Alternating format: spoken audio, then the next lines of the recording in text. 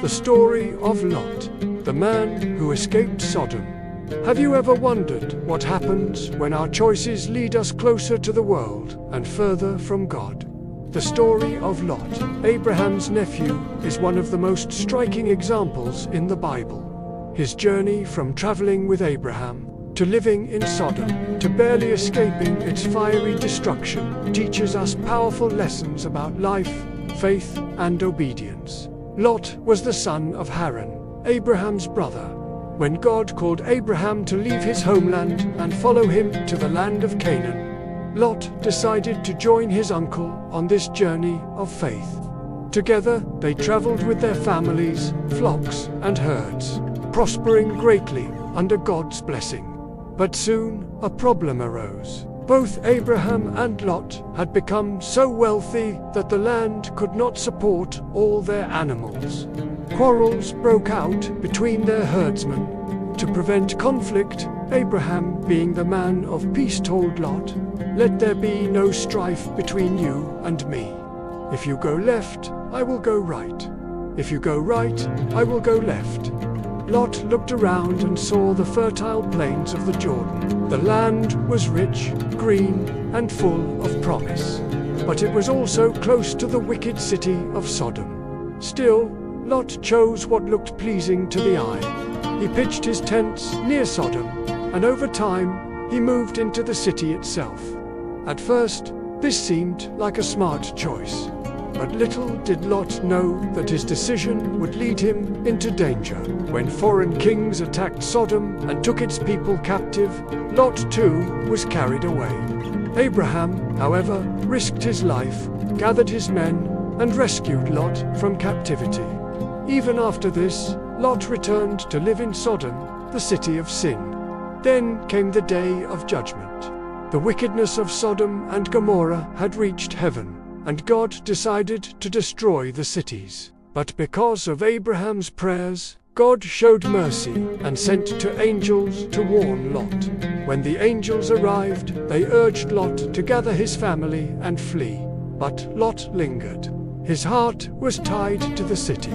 The angels had to take him, his wife, and his daughters by the hand and lead them out. Before they left, the angels gave a clear command: escape for your life. Do not look back.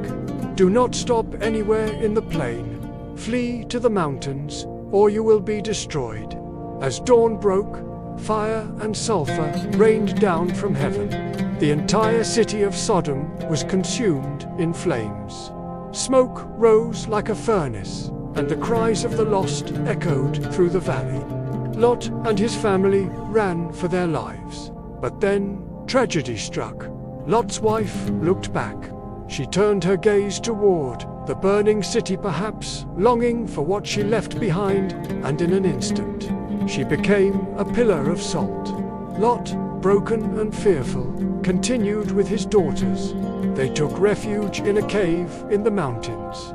But even here, trouble followed. His daughters, believing the whole world had been destroyed, feared that their family line would end. So they conspired, got their father drunk, and each bore a child by him. The older daughter gave birth to Moab, the ancestor of the Moabites. The younger gave birth to Ben-Ammi, the ancestor of the Ammonites, a nation that would later become enemies of Israel. Lot's story ends in sadness, but it is not without purpose. His life stands as a warning and a lesson for us today. Life lessons from Lot's story. 1. Our choices matter. Lot chose the fertile plains because they looked good, but he ignored the spiritual danger of living near Sodom. We must be careful not to let worldly success blind us to eternal truth. 2. God is merciful. Even though Lot hesitated, God rescued him because of Abraham's prayers. This shows the power of intercession and God's willingness to save. 3. Don't look back. Lot's wife lost her life because her heart longed for Sodom. When God delivers us, we must not cling to the past or to sin, for living too close to sin has consequences. Even though Lot escaped, the influence of Sodom marked his family forever. Where we choose to live, work, and plant our hearts matters.